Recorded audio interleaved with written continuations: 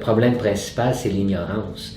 C'est vraiment l'ignorance sur l'autisme qui fait que ça crée une cascade d'événements qui fait que la situation de la personne s'aggrave. Ce sont des personnes qui sont mal connues par la psychiatrie. Tout ce que j'essayais de faire à l'école menait à une peur d'être victime de violence. Tu as l'impression d'être puni parce que tu es autiste, mais tu n'as pas eu d'aide de la société parce que tu as un trouble social.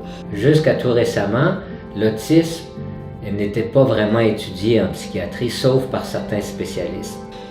La personne se met dans le trouble, elle se ramasse punie parce qu'elle est autiste et après ça, ça va s'aggraver par le sentiment d'injustice et tu te ramasses dans des cases de santé mentale, tu te ramasses dans des cases de comme on disait tout à l'heure, soit en prison, soit en psychiatrie ou à d'autres places comme ça. C'est une cascade qui s'aggrave de plus en plus pour les adultes autistes. Et quand ces personnes-là se retrouvaient soit à l'urgence psychiatrique, soit au poste de police suite à des infractions la plupart du temps relativement mineures, vu leurs caractéristiques particulières, ça amenait à une cascade de décisions par les autorités qui souvent ne faisaient qu'aggraver la situation de l'individu et amplifier une situation qui aurait dû être considérée comme mineure au début, mais qui devenait vraiment importante.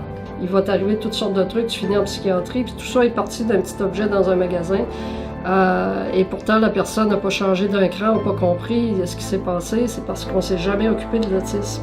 Malheureusement, elle se retrouve dans un système qui ne les comprend pas, qui ne cherche pas à les comprendre et qui est très mal adapté à leur façon de penser.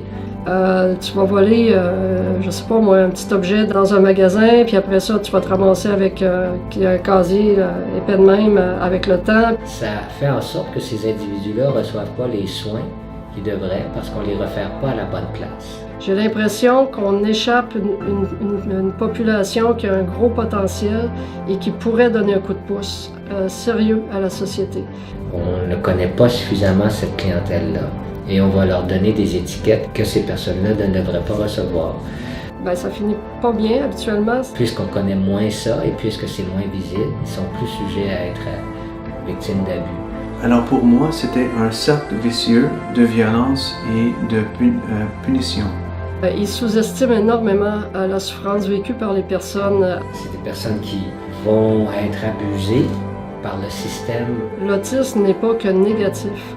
L'autisme, c'est aussi quelque chose qui peut être très positif. Si on ne se fie qu'à l'apparence extérieure, on va leur donner une étiquette. Et si on les écoute, on va mieux comprendre leur situation. Il ne faut pas juste que la personne se fasse ramper pour ressembler aux autres. Il faut aussi que les autres s'ajustent en conséquence. C'est ça une société inclusive. Est-ce que vous avez bien compris? Même chez des autistes très atteints, on arrive à avoir des trucs hyper positifs. Alors je vois pas pourquoi on gaspillerait le potentiel en plus de tout ce beau monde-là.